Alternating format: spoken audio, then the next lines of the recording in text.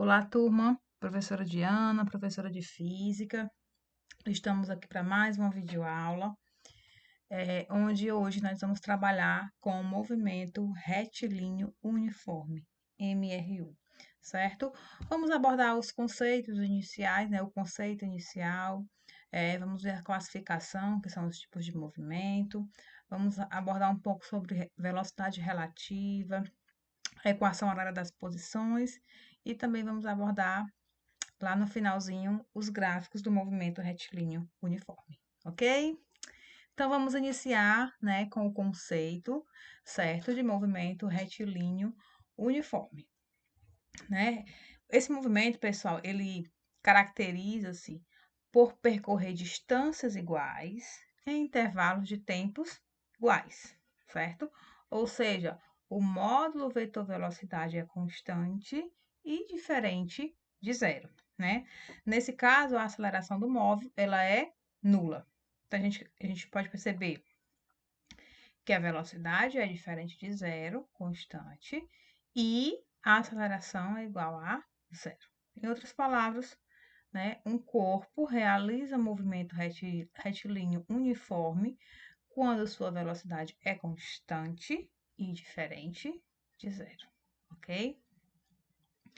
Aqui nós temos um exemplo de um móvel, né, que percorre distâncias iguais, certo? Em intervalos de tempos também iguais. O que a gente percebe? Que nesse primeiro instante ele percorreu 100 quilômetros, né, no intervalo de 1 segundo, certo? Nesse segundo momento, passou-se mais 1 segundo e ele percorreu também a mesma distância de 100 quilômetros, ou seja, percorreu distâncias iguais em intervalos de tempos iguais, que é a característica do movimento retilíneo uniforme. Vamos para a classificação, né, que são os tipos de movimentos. E nós temos dois tipos de movimento, certo? O progressivo e o retrógrado.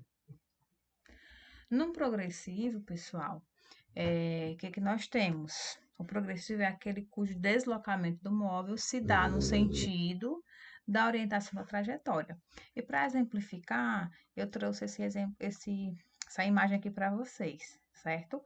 Aqui nós temos a orientação da trajetória, né? A setinha apontando para o lado direito, certo? E nós percebemos que o móvel está indo no mesmo sentido da trajetória, que é o que caracteriza, né, o movimento progressivo. O móvel, ele tem sentido, né? Tem o mesmo sentido da trajetória, certo? Nesse caso, a velocidade é positiva, ou seja, maior que zero. O outro tipo de movimento é o movimento retrógrado, certo? Que é aquele cujo deslocamento do móvel se dá no sentido contrário ao sentido da trajetória, certo? A gente já viu o inverso que a gente viu no anterior, né? Nós temos ainda a trajetória para a direita, nesse sentido, certo? Sendo que a gente percebe que o móvel está indo no sentido contrário ao sentido da trajetória. Nesse caso, a velocidade vai ser menor que zero, certo? Negativo, tá bom? Velocidade relativa, gente. Atenção, né?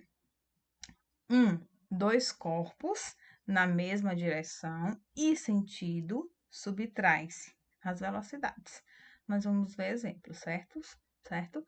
Dois corpos na mesma direção e sentido contrário somam-se as velocidades.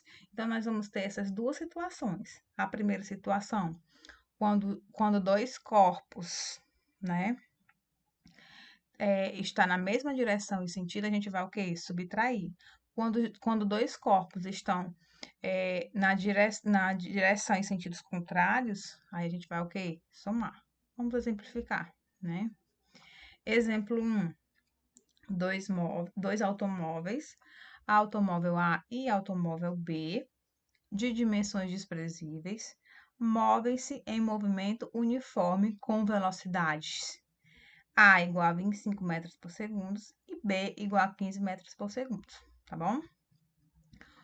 no mesmo sentido, ou seja, o móvel A, que está a 25 metros por segundo, e o móvel B, que está a 15 metros por segundo, eles estão no mesmo sentido, tá bom? No instante T0, os carros ocupam as posições indicadas na figura. Determine depois de quanto tempo A alcança B. Então, nesse caso, pessoal, os dois estão no mesmo sentido. Então, quando os automóveis, né, os móveis estão no mesmo sentido, o que a gente faz? Subtrai as velocidades. Perdão, as velocidades. Ou seja, a velocidade resultante vai ser quem? 25 do corpo A, né, do móvel A, menos 15 do móvel B, do automóvel B. Subtraindo, nós temos 10 metros por segundo, velocidade. O deslocamento foi de quanto? 100 metros, como mostra na figura. Então, nós temos velocidade vai ser igual ΔX, né, ou ΔS, sobre ΔT. Então, velocidade vai ser quem? 10, que foi o que nós encontramos aqui, igual ΔX, que vai ser o espaço, né, 100, sobre ΔT, que é o que nós queremos encontrar, porque ele pergunta em quanto tempo A alcança B. Então, A alcança B em 10 segundos, certo?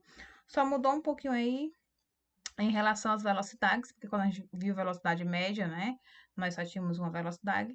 Nesse caso da velocidade relativa, quando os dois automóveis estão no mesmo sentido, subtrai-se as velocidades quando tem sentidos diferentes.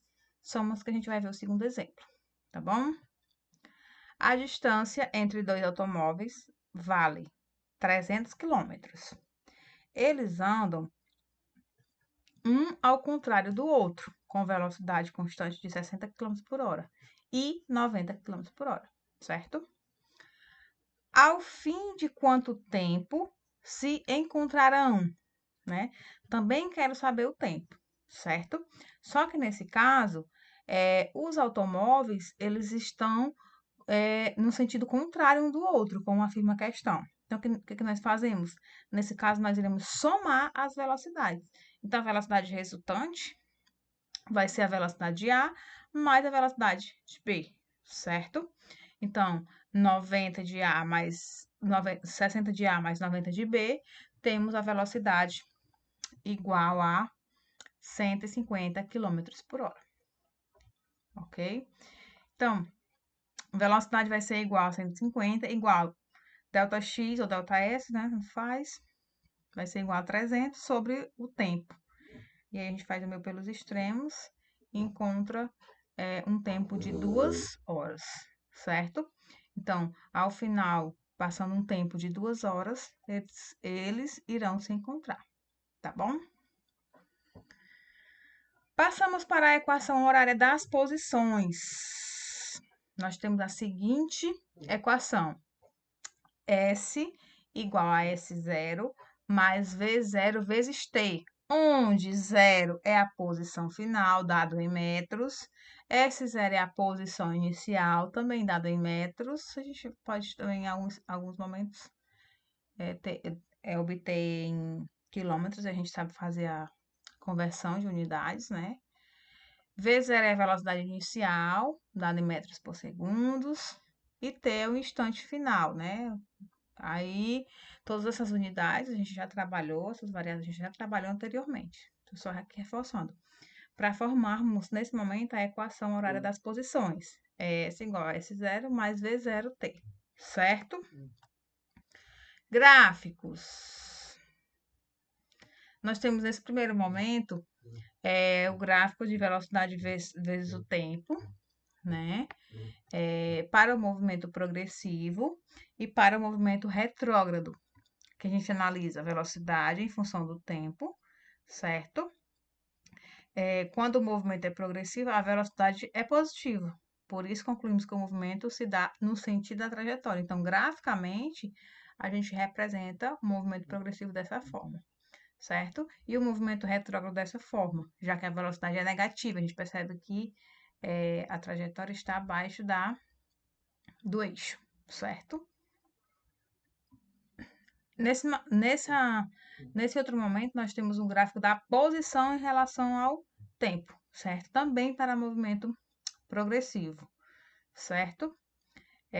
Nós temos essas 3 representações, certo? E ressaltamos que a velocidade positiva, né, representa o movimento progressivo, certo? O móvel se desloca no mesmo sentido da trajetória. Aqui também é posição em função do tempo, mas para movimento retrógrado, certo? Velocidade negativa. A gente percebe que, né, a trajetória está abaixo do eixo da posição.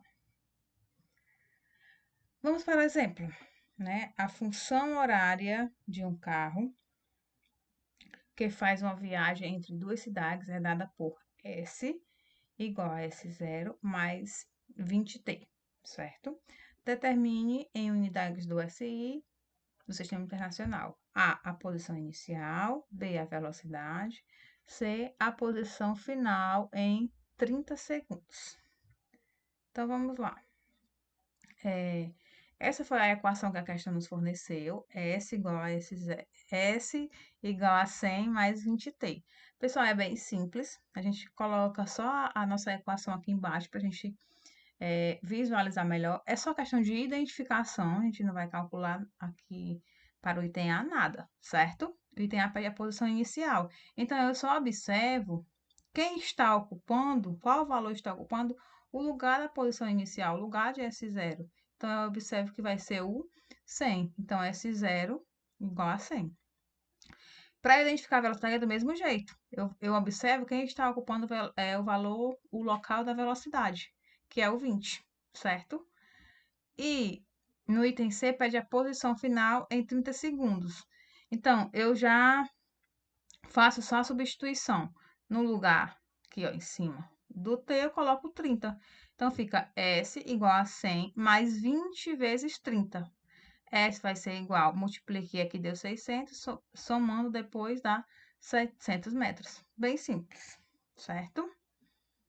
Ok, pessoal, nossa aula de hoje sobre movimento retilíneo uniforme, certo?